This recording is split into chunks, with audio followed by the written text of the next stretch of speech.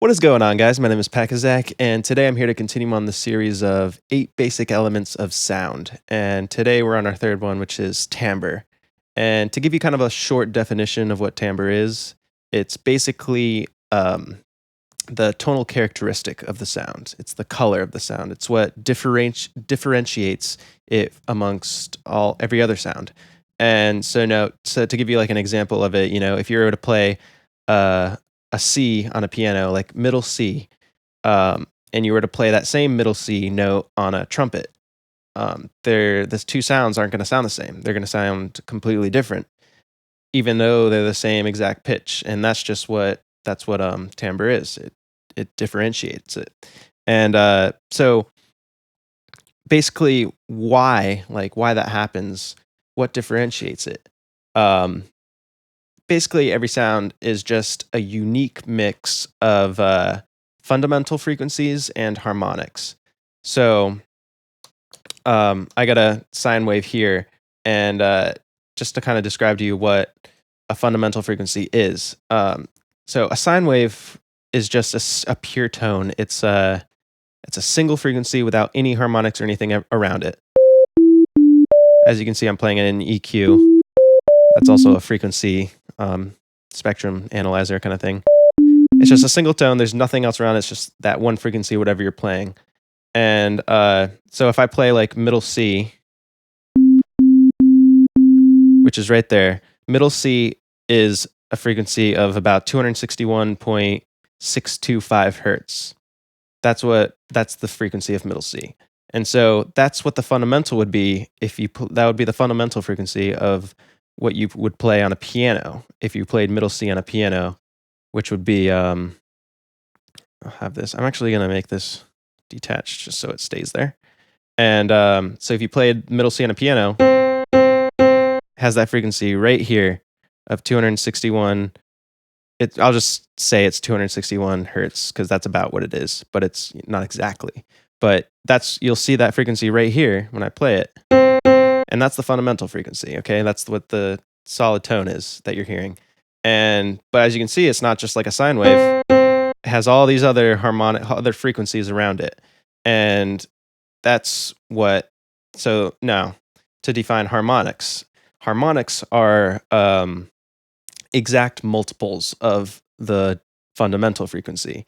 So exact multiples. So meaning basically it's just octaves above it and below it. And so like an exact multiple of the fundamental, which is 261.625 hertz, the next octave above it, the multiple would be 523.25 hertz. And then the one above that would be 1046.5 hertz. And so it just like every octave above is twice as big as the one before it. And twice as much. And then every octave below is half the hertz value is what I'm talking about here. And so those are harmonics, but there's also what's called enharmonic overtones. And these are everything in between the harmonics, everything else. And so everything in between the octaves of whatever note you're playing. And all of these combined create like a unique mix, and just together in this piano sound, all of their mixed frequencies, everything together is what creates the sound that you recognize as a piano sound. Same thing goes for all the unique mix, which would combine to make you recognize as a violin sound, and so on. So that's what all those things together, and it actually forms a more complex waveform. It's not just like a single wavy line like a sine wave would be. So that's basically at its heart what timbre is. And it's just the very, very unique mix of all those frequencies together that differentiate it amongst every other sound. So, but timbre not only, defines like what the sound source is, whether it's a violin, a trumpet, whatever, but it also kind of defines kind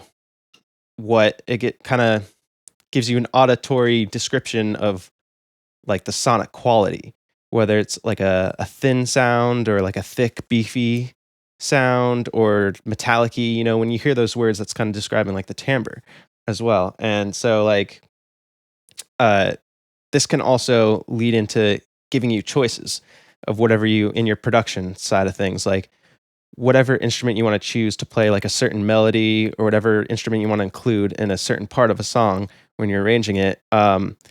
This can give you ideas. So when you think about different instruments, they create different feelings. And if you have like a melody that's like a slow, maybe somewhat sad or sad sounding melody, you might want to choose a violin just because of its timbre. And you can use that and it might inspire sadness even more with just like a slow violin, or depending on how you use the violin, it creates different feelings. And that's just how it can give you choices, it give you ideas about how you want to choose your instruments that you want to use. And same thing for like like brass instruments. They can be like somewhat like harsh and powerful. You can use it for like forceful things. And it's just, I don't know, that's just kind of what timbre is all about. And just differentiate sounds from each other. Yeah, I hope you guys. That's about it. I hope you guys learned something. Oh, got that wrong. Hope you guys enjoyed. Hope you guys learned something.